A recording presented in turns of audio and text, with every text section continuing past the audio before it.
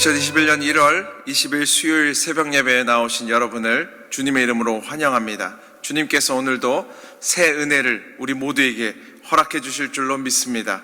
오늘 우리에게 주시는 말씀은 마태복음 5장 1절부터 16절까지의 말씀입니다. 마태복음 5장 1절부터 16절까지의 말씀인데 우리 9절까지만 한번 다 함께 각자의 자리에서 읽겠습니다.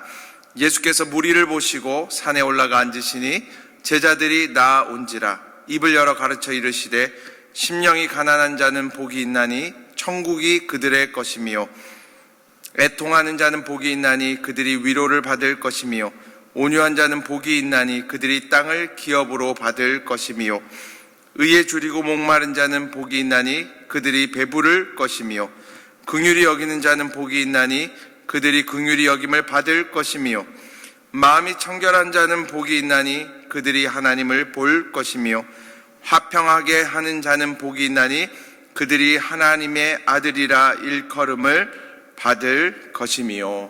아멘. 저희는 계속해서 마태복음의 말씀을 가지고 하나님의 은혜를 나누고 있습니다. 특별히 오늘부터 며칠 동안 저희는 산상수훈의 말씀을 가지고 계속해서 은혜를 나눌 텐데요. 산상수훈은 예수님의 가르침의 정수라고 사람들이 표현합니다.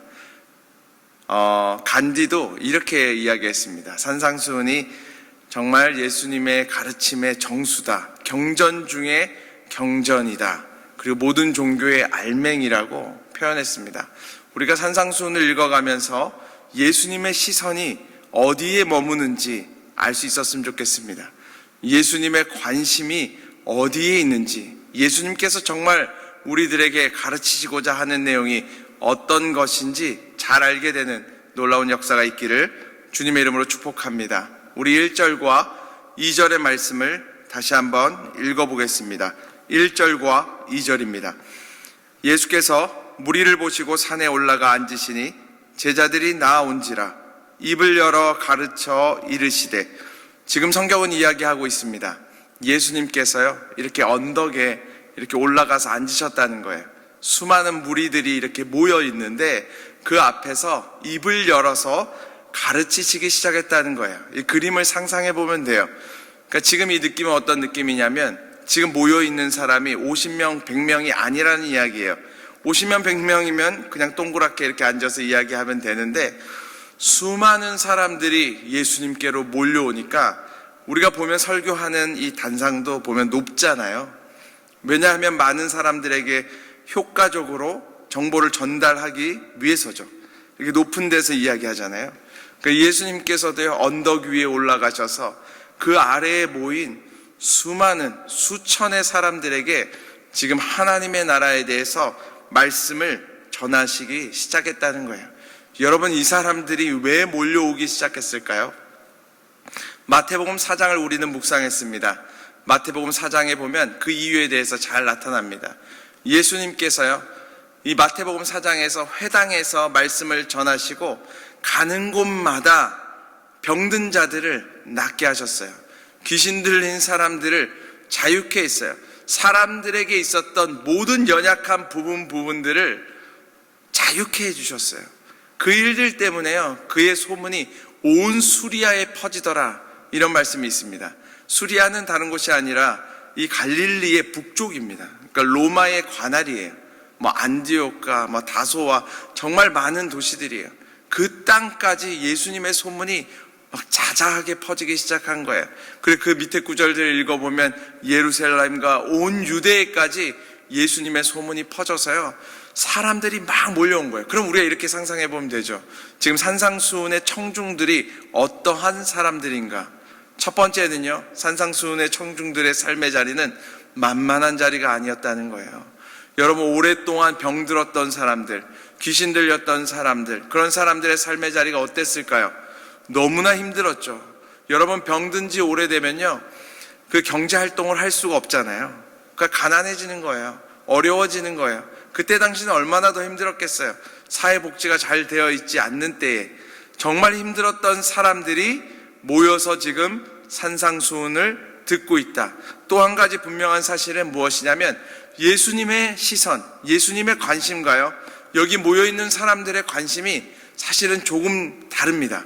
예수님께서는 회개하라 천국이 가까이 왔느니라, 하나님의 나라에 대해서, 하나님의 복음에 대해서, 영원한 생명에 대해서 초점이 맞추어져 있는데요, 여기 모인 사람들은 어떨까요? 자기들의 그냥 연약함, 이 병든 거 고쳐달라고, 자기 정말 힘든 것들 하나님께서 해결해 주시기를, 거기에 지금 포커스가 맞추어져 있는 상황이죠. 그래서 이 산상수훈에서요, 예수님께서는요, 그들의 관점을 변화시키고자 하십니다. 그들의 어떤 본질적인 고민의 그 중심에 있는 관점을 변화시키고자 해요. 예를 들면 이런 거예요. 우리가 세상 살면서 고생하는 거 너무나 힘든 거죠. 그런데 어르신들은 가끔 젊은이들에게 이렇게 말씀하십니다. 젊어서 하는 고생은 사서도 한다고. 이 관점이 다른 거죠. 그렇게 따지고 고생하는 거는요, 귀한 거죠. 젊어서 하는 고생은 사서도 한다. 우리는 고생이 싫어서 도망가려고 하는데, 젊어서 하는 고생은 나중에 큰 유익이 된다고 이야기하는 거예요. 예수님께서 지금 무리들에게 하시고자 하는 말씀이 그런 것과 너무나 비슷합니다. 우리 3절과 4절의 말씀을 한번 읽어보겠습니다. 3절과 4절입니다. 심령이 가난한 자는 복이 있나니 천국이 그들의 것이며, 애통하는 자는 복이 있나니 그들이 위로를 받을 것이며. 예수님께서 설교를 시작하시는데 가장 먼저 선포한 것이 복이었습니다. 저는 여기에 모인 사람들이요, 그 설교를 들을 때요, 막 눈물이 났을 것 같아요. 막 감동이 되었을 것 같아요. 왜냐하면 모든 사람들, 그때 당시에 있는 사람들부터 오늘날을 살아가는 우리들까지 사실은 복에 대한 고정관념이 있습니다. 어떤 고정관념이 있냐면 이런 거예요. 돈이 많은 사람은 복을 받았다 생각을 해요. 그래서 이렇게 표현하죠. 돈이 많은 사람을 부자라고 이야기하는 게 아니라 돈이 많은 사람을 잘 산다고 이야기하는 경우가 있어요. 그래서 돈이 없는 사람을 돈이 없다 이렇게 얘기하지 않고 못 산다고 이야기해요. 사실 못 사는 게 아니죠. 돈이 없을 뿐이죠. 근데 우리 고정관념 안에 그런 게 있잖아요. 병이 들면 복을 받은 것이 아니라 저주를 받았다. 그리고 건강하면 복을 받았다. 그런데 예수님께서는 그 고정관념을 완전히 깨트리시는 거예요. 그런 거 아니라는 거예요. 그것은 세상이 이야기하는 복이다. 너희가 생각하는 복이다. 지금 예수님께서 뭐라고 이야기하십니까? 심령이 가난한 자는 복이 있나니. 가난한데 복이 있다는 거예요. 가난한데 복이 있다는 거예요. 그것도 심령이 가난한데 그게 복된 거라는 거예요. 왜 그렇습니까? 여러분, 심령이 가난하다. 가난하다는 말은 채워짐이 없다. 이 안이 비어 있다는 얘기예요. 다시 말하면 그래서 배고픈 걸 이야기하는 거예요. 갈급한 걸 이야기하는 거예요. 심령이 가난하다는 말은 하나님을 향한 갈급함이 있다는 거예요. 나의 삶이 공고하고 괴롭고 어렵고 눈물 흘리는 삶이기 때문에 주님을 향한 갈급함이, 갈망함이 있다는 거예요. 여러분, 우리가 정크푸드로라도 우리의 배를 채우고 나면요, 다른 건 눈에 안 들어와요. 먹고 싶지 않아요. 욕구가 사라져요. 하나님의 나라를 향한 우리의 마음이 그렇습니다. 세상의 것으로 가득 차 있으면요, 하나님의 나라에 대해서 관심이 없어져요. 듣고 싶지 않아요. 그런데 심령이 갈급하면, 배가 고프면, 갈망하면 하나님의 나라의 음성에 대해서 관심이 가져지는 거죠. 그래서 예수님께서는 말씀하시는 거예요. 배고픈 것이, 너희처럼 괴로운 것이, 삶이 공고해서 주님을 향한 갈망이 있는 것이 복되다. 왜냐하면 끝내는 너희가 천국을 유업으로 받을 것이기 때문에, 너희가 나와 가까워질 것이기 때문에, 너희가 하나님과 가까운 존재가 될 것이기 때문에. 사랑하는 여러분, 오늘날에요, 말씀을 들어도 감동이 없고, 예배를 들어도 감동이 없고, 정말 말씀을 암송해도 감동이 없고, 찬양을 해도 감동이 없으신 분들이 있다면요, 그게 갈급함이 없어서 그런 것입니다. 세상의 것이 이미 채워져 있기 때문에 그렇다는 거예요. 우리는 심령이 가난한 사람들이 되어야 합니다. 실제 삶은 부유할지라도 우리의 심령은 주님을 향해서 갈급한 마음이 있는 사람들이 끝내는 천국을 소유한 자들이 된다고 이야기하는 거예요. 그러니까 예수님께서 여기 모인 사람들에게 이야기하는 것이죠. 너희 복 없는 거 아니다. 사람들은 너희더러 복 없다고 이야기하지만 너희는 복 있는 자들이다.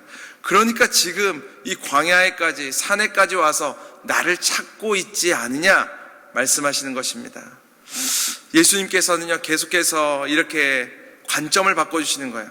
사람들의 시선이 이 땅 가운데 있을 때에 죽음 너머의 삶에 관심을 가져라. 이 땅에서의 보상을 바라볼 때에 아니다.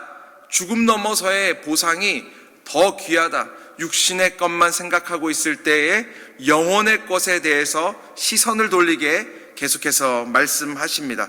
우리가 10절과 12절의 말씀을, 10절부터 12절까지의 말씀을 다시 한번 읽어보도록 하겠습니다.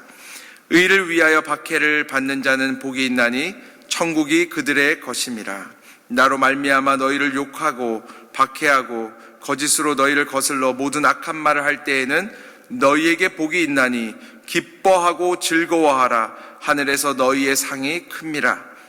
너희 전에 있던 선지자들도 이같이 박해하였느니라. 예수님께서요, 이 모인 무리들에게 말씀하시는데 이렇게 이야기합니다. 박해받고 욕먹는 것이 복되다는 거예요. 그리고 아예 더 이야기하세요. 다른 사람들이 너희를 음해하고 모함해서 거짓으로 너희를 박해한다고 할지라도 너희는 기뻐해라. 기뻐하고 더 기뻐해라. 그런데 참 힘든 이야기입니다. 여러분, 모함을 한번 당해보셨어요? 거짓으로 이렇게 막 음해를 당해보셨어요? 아마 당해보신 분들은 이게 얼마나 힘든 일인지 아실 거예요. 아마 잠이 안 올걸요. 잠이 안 옵니다. 아주 괴로운 일이에요. 너무 힘든 일이에요. 그런데 예수님께서는 말씀하시는 거예요. 너의 삶의 자리가 사람들이 박해하고 괴롭게 하고 나 때문에 너희를 진짜 거슬러 거짓으로 정말 괴롭게 한다 할지라도 기뻐하라는 거예요. 이유는 분명해요. 죽음 너머에 너희에게 주실 하나님의 상이 크기 때문이라는 거예요. 무엇을 이야기하는 것입니까? 다른 게 아니에요. 지금 현실의 삶이요, 죽음 너머까지 이어지는 것이 아니라는 거예요. 우리가 현실에서 누리는 것들이 죽음 너머까지 이어지는 게 아니라는 거예요. 여러분, 사람들은 고정관념들을 계속해서 갖고 있어요. 이런 이야기 있죠. 부자는 망해도 3년이 간다. 사실이죠. 저력이 있으니까 쉽게 흔들리지 않죠. 그런데요, 죽음이라는 그 관문 너머에는요, 연결되는 것이 하나도 없습니다. 완전히 다른 세상입니다. 우리가 성경에 보면 부자와 나사로, 거지 나사로의 이야기를 잘 알고 있잖아요. 너무 그들의 삶의 자리가 얼마나 달랐습니까? 한 명은요, 자색 옷, 왕들이 입는 옷을 입고 날마다 파티를 벌였습니다. 날마다 잔치를 벌였어요. 그런데 이 거지 나사로는 그 집 문 앞에서 거기 상에서 떨어지는 부스러기나 먹으려고 기다리고 있는 거예요. 얼마나 힘든 삶입니까? 상처가 있는데 개들이 와서 그의 몸을 핥을 정도였어요. 어떻게 도저히 할 수 없는 상황이었어요. 그들의 삶의 자리가 너무나 달랐죠. 그런데 이들이 한날 죽게 됩니다. 죽음 다음의 삶이 어떻게 됐습니까? 그대로 연결됐나요? 아니에요. 완전히 달라졌어요. 거지 나사로는요, 아브라함의 품에 안겼습니다. 그런데 이 부자는요, 저 지옥 구덩이에 있는 거예요. 너무 목마르고 너무나 불 가운데, 괴로움 가운데 있었어요. 그래서 부자가 뭐라고 이야기합니까? 아브라함이요, 저를 불쌍히 여기셔서 나사로의 손가락에 물을 묻혀서 제 혀에 대게 해달라고. 그런데 그게 됩니까? 안 되죠. 사랑하는 여러분, 예수님께서는요, 계속해서 이야기하시는 거예요. 지금 현실의 문제를 가지고 나온 수많은 무리들에게 이야기하는 거예요. 이 문제가 해결돼도 좋지만 해결되지 않더라도 너희는 복받은 자들이라는 거예요. 해결되지 않더라도 너희는 하나님 안에서 귀한 자녀라는 거예요.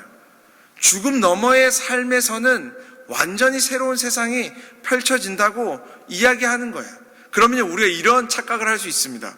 아, 그러면 하나님께서는 죽음 너머의 삶만 귀하게 생각하신다면 이 땅에서의 우리의 삶은 중요한 거 아니지 않나? 우리는 여기서 대충 살아도 되는 거 아닌가?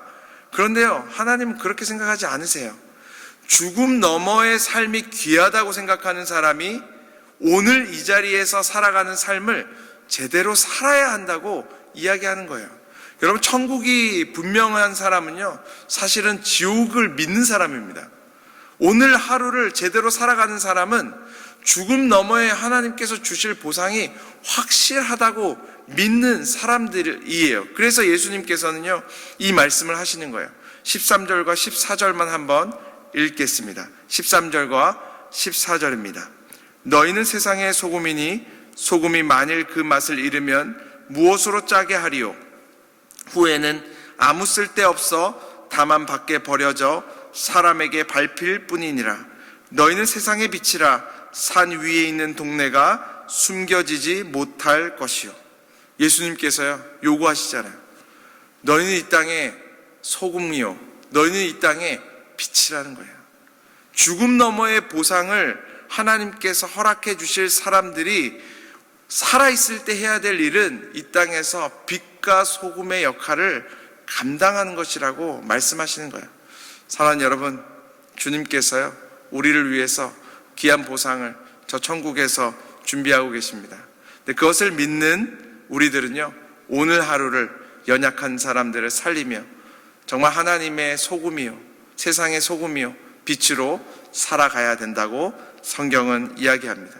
오늘 하루도 우리가 빛으로 소금으로 살아갈 때에 주님께서 놀라운 역사를 우리 삶 가운데 일으키실 줄로 믿습니다. 잠시 제가 기도하겠습니다. 하나님 아버지, 감사합니다. 이 아침에도 주님께서 우리의 가치관에 대해서 다시금 바로잡아 주셔서 감사합니다.